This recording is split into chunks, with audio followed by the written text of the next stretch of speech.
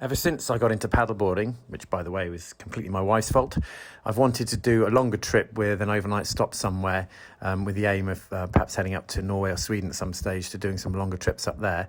And as the Basingstoke Canal is right on my doorstep, this seemed the perfect opportunity to do so.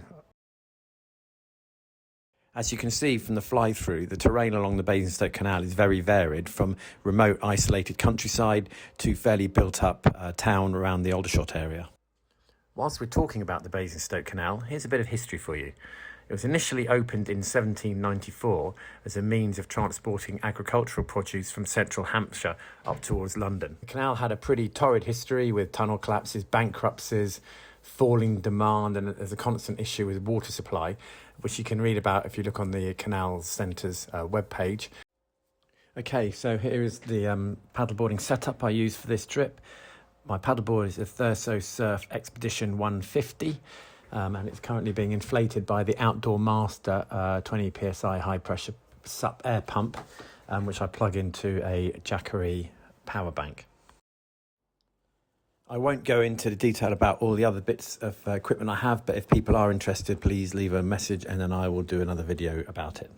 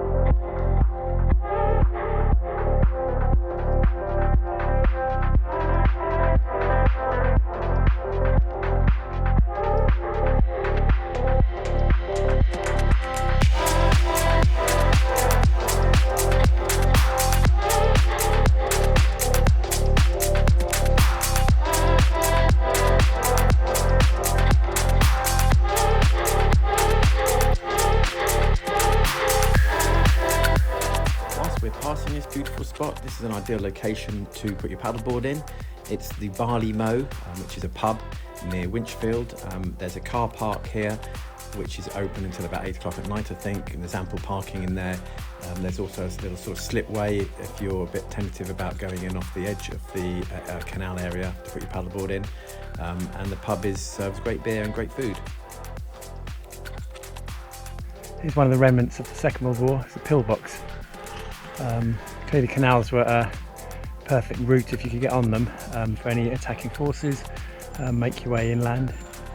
So they had a number of these dotted along to prevent any enemy attacks down the canals. Okay, this is Chequers Bridge, another place you can launch from. There's a car park there, and you can launch from the side here. And there's a pub just up the road as well, so that's quite a good area to launch from. These are turning areas for the barges, and they're great places to sit, chill, grab a drink, dangle your feet in the water. It's very nice. A few dragonflies buzzing around. It's idyllic.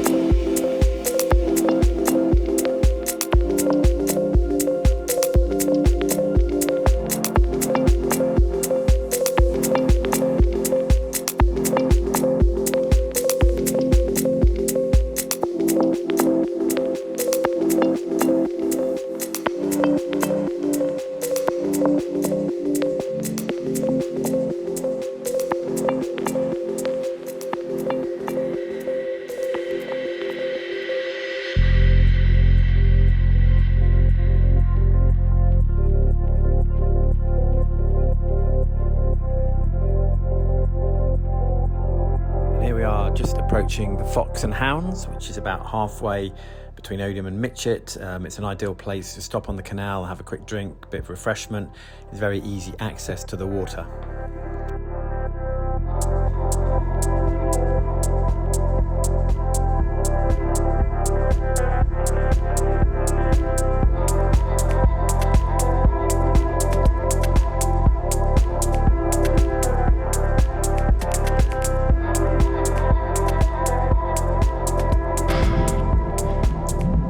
Well, we're just heading down past Farnborough Airfield, which is to the left.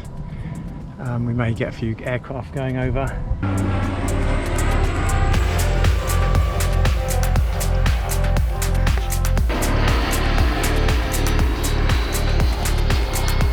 Lifestyle of the rich and famous. So not surprising really, a lot of this area the canal runs through now is military. We're coming towards Aldershot now. We have a number of training grounds on the right hand side, south of here. There's Long Valley, which is a large training area, and right in the middle of it there's this hill, and at the top of it's called Caesar's Camp, and I've run up it many a time. It was sort of the Army's training ground for the Paras when they used to be based in Aldershot, and yeah, it's a pretty big hill. On the left hand side is the Army's golf course, and then we keep heading up, we go through Aldershot, and actually there is a wonderful route you can take along the canal, and then through all the Army training areas, Deep Cut, Mitchett, and Sandhurst, Barossa training area, back through Minley Manor, and basically you can almost do a whole 45-mile route on a bike off-road. The training grounds are open for public if they're not live firing, or there's not restricted access to someone exercise. So it's a great outdoor area if you happen to live here, or want to come up here and do stuff like that.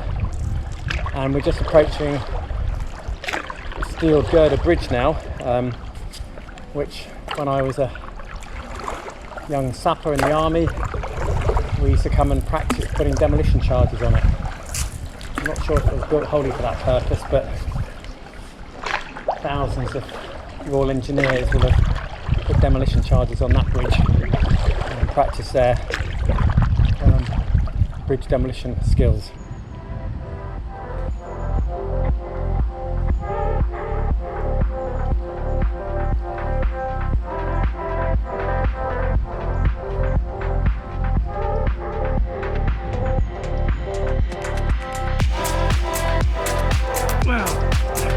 Well, we made it through the lock and onto the other side. As you can see, the water level's really low and the banks coming in are pretty high. It's made it a bit tricky. Getting in's okay, I'm not sure. I'm looking forward to getting back out again. But we'll head on down and see how it goes. The chap just said to me it may be easier to walk it than it is to paddleboard it, but we'll have a look, see if we can get down to Mitchett and then get to the campsite.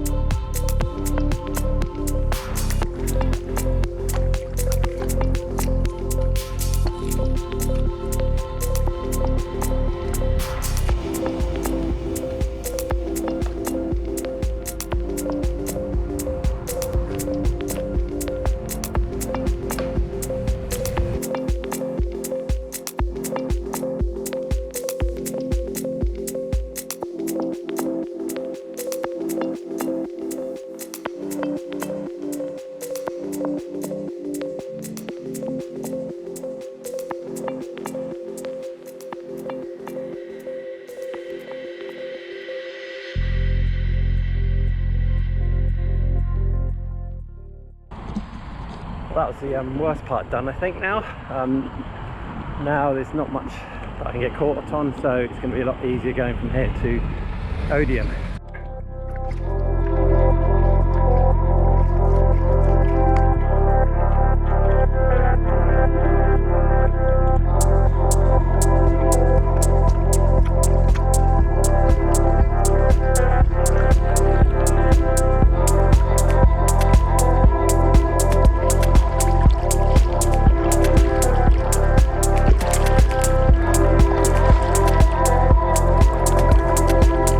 So properties along the canal.